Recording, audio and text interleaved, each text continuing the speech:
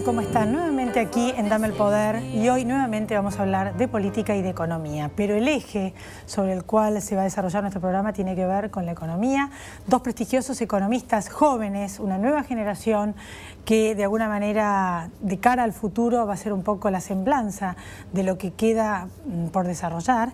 Rodrigo Álvarez y Belén Olais, de dos consultoras diferentes, nos van a decir qué es lo que, digamos, cuáles son los escenarios posibles del contexto a futuro de acuerdo a lo que estamos viviendo, ¿no? ¿Qué le espera?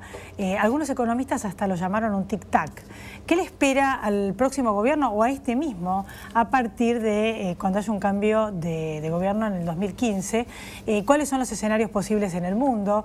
¿Qué es lo que se puede arreglar y lo que no se puede arreglar de aquí a las elecciones presidenciales? El tema de la inflación y muchos otros temas más. El tema del CEDIN, que a esta altura la mayoría de los analistas consideran que es un fracaso.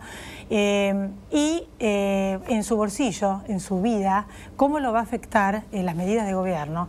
Que, entre paréntesis, justamente de todo esto quería hablar brevemente. Hubo un hecho de violencia que fue protagonista uno de los candidatos, el que ganó en las elecciones en las PASO, que es Sergio Massa. Como ustedes saben, y los que vienen siguiendo este programa hace años, acá no se opera para nadie. Este es un programa donde hemos tratado de mantener una mirada lo más imparcial posible de la política, siendo lo más parecido al periodismo posible, de relatar los hechos, dar una opinión, en todo caso bajar una editorial, pero en forma desinteresada. Y justamente desde ese lugar es de donde yo quiero hacer una breve aclaración, que seguramente la mayoría de la gente lo va a pensar, que es que no queremos que esta violencia se repita. Más allá de este candidato, yo en su momento, hace muchos años, hablé también de otros scratches a López Murphy, a un montón de candidatos. La verdad es que no importa quién, no lo queremos vivir más. Ya hemos pasado mucha violencia. Esto se sabe cómo empieza, pero no cómo termina. Si el pensar diferente, porque la verdad que no sé si esto fue una emboscada, como dice el masismo, o qué es lo que fue, si fue desde el mismo seno, si una lucha entre... La verdad que no sé. Pero que no queremos que se repita, que si pensar diferente significa una provocación, como alguna voz kirchnerista está diciendo en este momento, la verdad que estamos en el horno. En algún momento, alguna vez un candidato justicialista quemó un cajón, Herminio Iglesias, no me lo olvido más, yo era joven, y eso fue el fin de ese partido.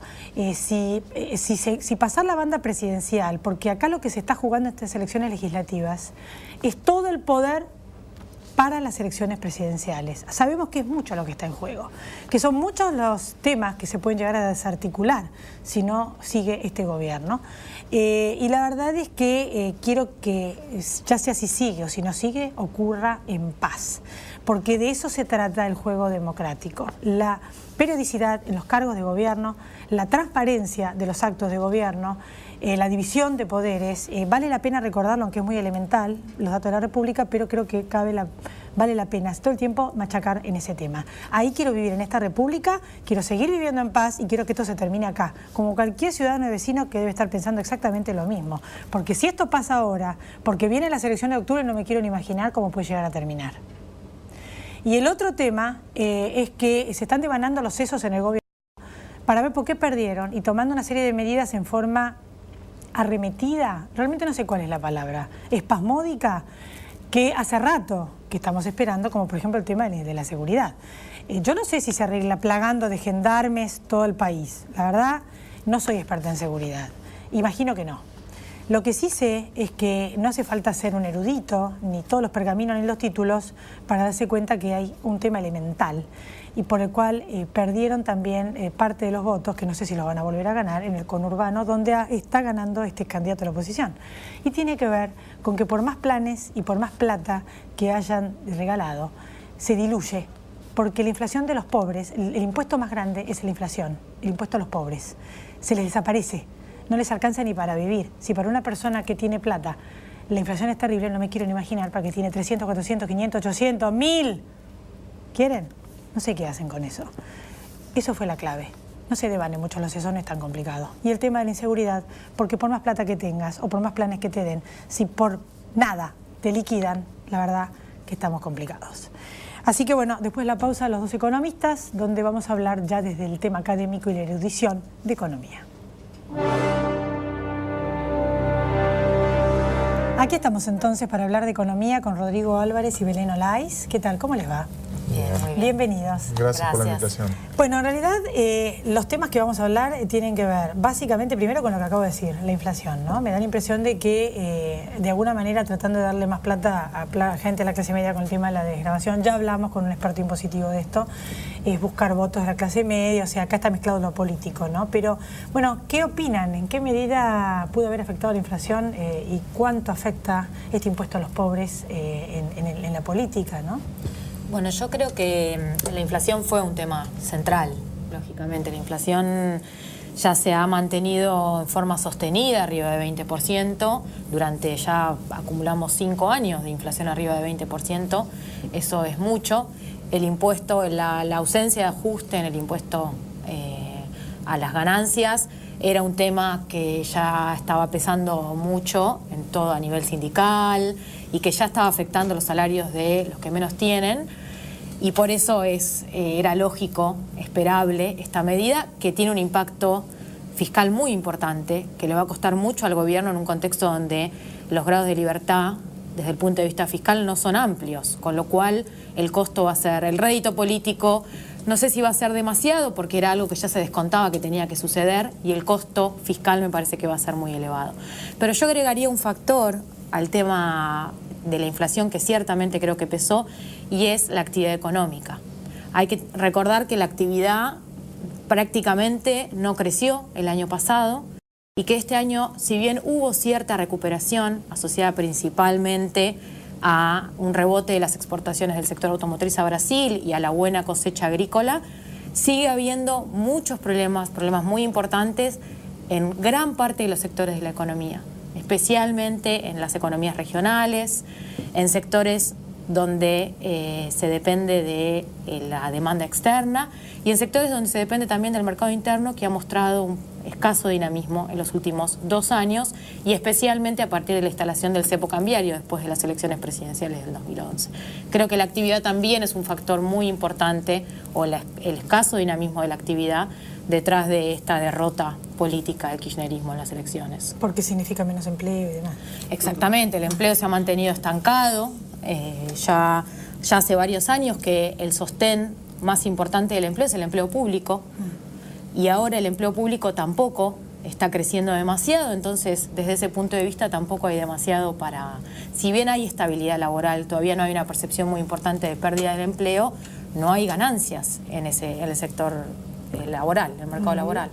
Sí, a ver, agregaría algunas cuestiones. Claramente una inflación de 20% con una economía creciendo al 8%, 5, 6, es una cosa. Una inflación sostenida en 20%, una economía con tasa de crecimiento del 2, 3% que va a tener este año, es otra realidad, y la gente lo percibe porque, digamos, un 2%, un 3% es una discusión de crecimiento, es una discusión de economistas. La gente no percibe ese crecimiento en la calle, no lo siente, y claramente hoy sí está sintiendo el efecto de la inflación, sobre todo concentrado en la clase media. Me parece que en los últimos años, en las elecciones de 2011, lo que hemos visto es que el gobierno, en un marco donde ya la plata, los ingresos, los recursos del Estado no son demasiado abundantes, está empezando a segmentar. Ya lo hizo el año pasado cuando, por ejemplo, no subió el mínimo no imponible en ganancias, afectando claramente a los sectores de ingreso medio, y mantuvo la política de seguridad social, los incrementos en la asignación universal por hijo, los incrementos en los sueldos públicos, los incrementos que por ley se asignan a los jubilados y pensionados. Entonces, claramente, creo que la clase media desde 2011 está percibiendo muchos de los efectos de esta economía o este modelo económico que está totalmente deshilachado, ¿no? Entonces la clase media percibe que no puede ahorrar en dólares y sigue sufriendo una inflación del 20%, que no digo que sea el único vehículo de ahorro, pero históricamente la clase media ha ahorrado en dólares en la Argentina. no tiene que absorber una mayor presión impositiva y está viendo que el empleo ya no crece con la misma fuerza que antes y el salario tampoco aumenta con la misma fuerza, ¿no? Porque estamos pensando, de hecho este es un punto importante, los salarios que crecían al 30% en 2011, cuando el gobierno gana con 54% de los votos, hoy están creciendo al 24, digamos, al mismo ritmo que la inflación. Entonces, antes la plata alcanzaba para comprar más cosas y hoy la plata, en el mejor de los casos, alcanza para sostener los niveles de consumo. Y me parece que esto es parte de la visión o el golpe político que tuvo el gobierno en estas últimas elecciones. La gente joven, mucho más joven que ustedes, 19, 20 años, 18, me han hecho planteos que me han llamado la atención y es que cómo se sostiene en el tiempo y pagar, diríamos, no solamente el tema de los subsidios energéticos que son tan cuestionados por muchos economistas, sino si va a haber plata también para pagar toda la estructura de planes que se han desarrollado y de empleo público de estos últimos años, en esta última década. ¿Cómo lo ven ustedes y por qué? Y ¿cómo puede ser, ¿no?, que la gente joven me haya hecho esta pregunta? Bueno, hoy en subsidios gastamos mucho más que en la asignación universal por hijo, por ejemplo. Gastamos hoy en subsidios a la energía, los subsidios a la energía van a representar este año 3 puntos del PBI, 3 puntos del producto, y explican todo el incremento del déficit fiscal de este año. Claramente el tema energético es uno de los principales problemas que tiene la economía hoy. Los subsidios son uno de los principales problemas e incluso pareciera que desde el punto de vista político también son un problema, porque los subsidios no discriminan según la capacidad de compra del beneficiario. Distinto sucede con la asignación universal por hijo, que ha sido defendida no solo desde el oficialismo, sino desde otros sectores de la política. De manera tal que hoy no pareciera demasiado justificable estar gastando toda esta cantidad de recursos, que además ya se han encontrado muy cerca de sus límites, ¿no? Hoy tenemos déficit primario, déficit fiscal, y ese déficit está explicado en gran parte por la existencia de los subsidios a la energía. De manera tal que yo entiendo que esto tiene que ser uno de los principales puntos a revisar después de las elecciones. Sí, yo creo que la política de subsidios en algún punto es la muestra más evidente de los errores que se han cometido en un tema tan clave como el sector energético. Digamos, los economistas hace tiempo venimos planteando, los especialistas del sector energético, que iba a haber una crisis. El gobierno no le gusta utilizar la palabra crisis, pero lo cierto es que de ser una economía que exportaba más energía de la que importaba, hoy ya estamos con déficit energético, con déficit en inversiones. Digamos, en los últimos años el sector ha sido uno de los más golpeados. De hecho, la producción tanto de petróleo como de gas ha caído. Y el gobierno ha tenido que inyectar recursos a este sector por 3 puntos y medio del PBI, que es una cifra muy importante. Son 3 veces lo que se destina a asignación universal por hijo, casi 2 veces lo que se paga de intereses por la deuda. Y creo que ahí el gobierno va a tener que corregir no solo el esquema de tarifas, que es un problema, sino, digamos, cómo soluciona el problema para generar las inversiones que son necesarias y reactivar un sector que, como vemos en el caso de YPF, todavía necesita un flujo de inversiones fenomenal, no para, digamos, volver a un escenario de exportación neta de energía, sino volver a un escenario donde el crecimiento de la oferta sea equivalente al crecimiento de la demanda, las cuestiones más básicas, ¿no? Entonces, ahí me parece que el gobierno, digamos, tiene que hacer correcciones, y esas correcciones, de nuevo, van a tener algún costo político adicional, y el gobierno va a tener que elegir a qué sector paga nuevamente estos ajustes, porque me parece que las correcciones no van a ser homogéneas para todos los sectores. Después de la pausa vamos a ver los otros temas, el tema del CEDIN, el tema de qué es lo que puede ocurrir con el empleo y la inflación el año que viene, de cara también a lo que le queda al próximo gobierno también presidencial. Ya volvemos, no se vaya. Aquí estamos entonces en Dame el Poder y bueno, justamente el tema del CEDIN. Ya vamos llegando al final y no se juntaron más que unos pocos millones, una colecta para ir a viaje de egresado más o menos. Pero bueno, ¿qué opinan? Bueno, no, lo que se ve es que, digamos, esto es parte de un problema macroeconómico, digamos, fundamental. Por un lado no hay confianza y por otro lado faltan dólares, ¿no? Y es el huevo y la gallina. O sea, faltan dólares porque no hay confianza y no hay confianza porque faltan dólares, entre otras cuestiones. Y me parece que, digamos, este plan de blanqueo, además de ser muy cuestionable por los incentivos que genera, digamos, y por la señal que representa, me parece que mostró también que el gobierno, ni aún en un escenario donde se le dan todas las ventajas impositivas habidas y por haber, logra que los dólares se vuelquen a la economía. Y esto tampoco se va a lograr con llamado de algún funcionario obligando a las empresas, que por otro lado tienen dólares en blanco, a volcarlos a este tipo de operaciones o de este tipo de alternativas.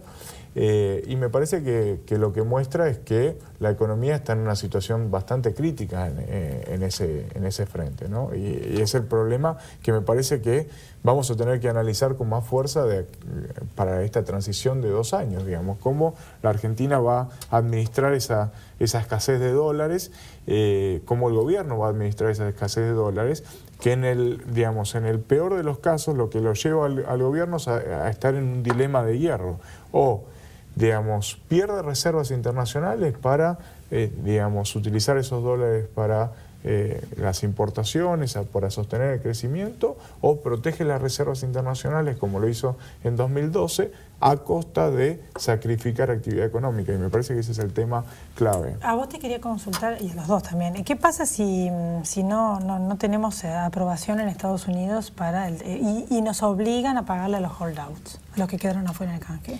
Bueno, yo creo que el gobierno se va a negar a acatar el fallo. Ya dio sobradas muestras de que no va a acatar. Sí se advirtió un cambio de actitud, de tono muy importante. De hecho, el gobierno reabrió el canje, o sea que había sido uno de los puntos más cuestionados, la ley Cerrojo. Y bueno, obviamente va a ser un problema. Me parece que ahí hay un argumento muy importante, que el gobierno, si decidiera pagar a los holdouts, por lo menos antes de fines del año próximo, porque hay algo que es clave y es a fines del año próximo se cae la ley de par y paso, según la cual hay que dar tratamiento igualitario a todos los acreedores. Eso es importante porque en un contexto donde Argentina tuviese dólares, hoy tampoco tenemos demasiados dólares para pagar esa deuda que está en default, se podría pagar sin que eso signifique un costo en términos de nuevos juicios sobre los bonistas que hoy están, digamos, de la deuda performing, pero no antes. Antes el gobierno, si lo hiciera, se pone en riesgo que todos los bonistas de la deuda que hoy se está pagando quieran tener una situación mejor como la que se le puede dar a los holdouts. A mí me parece que eso va a ser un problema. Hoy el gobierno está haciendo todo su esfuerzo, está concentrando todo su esfuerzo, también lo hizo dando muestras de que quiere resolver los temas del CIADI. Eso fue un giro muy importante de actitud, porque antes se había negado totalmente esa deuda, no se pretendía pagar, de manera tal que el esfuerzo está hoy dado en tener un tratamiento, cierta consideración de parte de la justicia norteamericana. El problema es que lo más probable es que sea tarde. ¿Ustedes no tienen la sensación de que hay puntos que están agarrados con alfileres y que después de octubre los van a desarticular? Y si fuera así, que es la sensación que tengo yo, ¿qué creen que tienen que tomar medidas sí o sí impopulares después de las elecciones?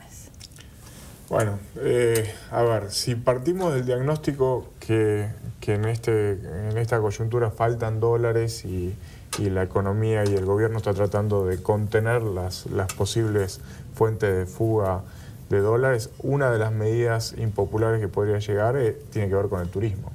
Hoy en la Argentina se pierden más divisas por salida.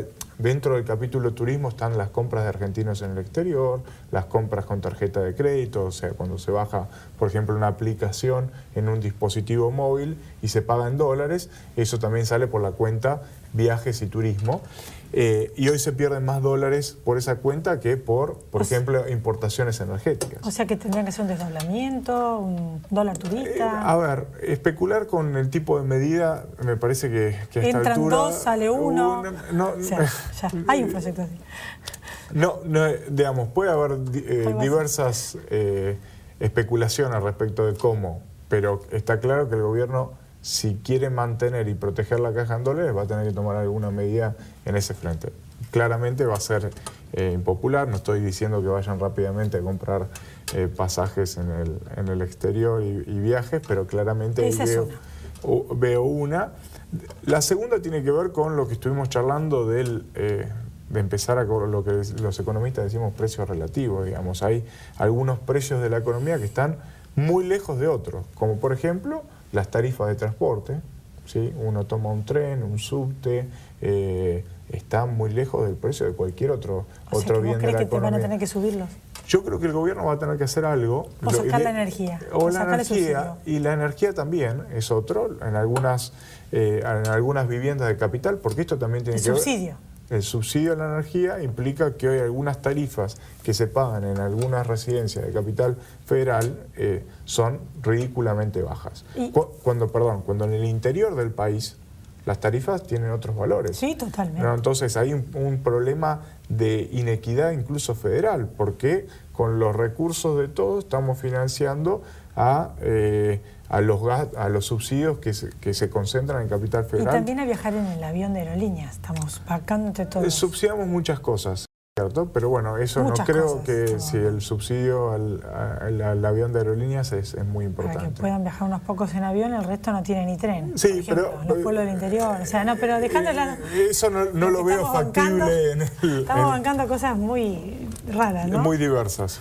¿Y vos qué opinás que puede llegar a pasar? Sí, yo coincido con Rodrigo. Me parece que hoy el problema macro más importante es la distorsión de precios relativos, y hay dos precios relativos que desde el punto de vista macro son muy importantes. Uno es la energía, porque la energía ha tenido un impacto mayor, no solo en la restricción externa por el déficit del sector energético, sino también en la restricción fiscal. Hoy hay déficit fiscal y en gran parte está explicado por los subsidios a la energía. Y el otro es el tipo de cambio real.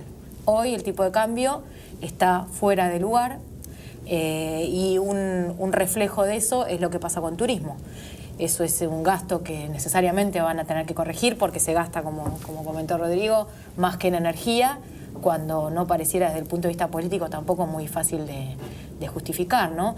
Ahora, ahí hay algo que es clave y es que a la altura, digamos, a esta altura de las circunstancias, hoy no pareciera suficiente que adoptar medidas particulares o independientes para los problemas que se van reflejando fuese suficiente. Hoy hace falta ya a esta altura diseñar una estrategia más integral que contemple todos los aspectos, porque hay muchas distorsiones que se han ido agravando. Por ejemplo, hoy corregir el tipo de cambio sin corregir el tema energético sería infructuoso o hasta riesgoso, porque nosotros ahora importamos energía, con lo cual encarecería el costo de la energía que importamos.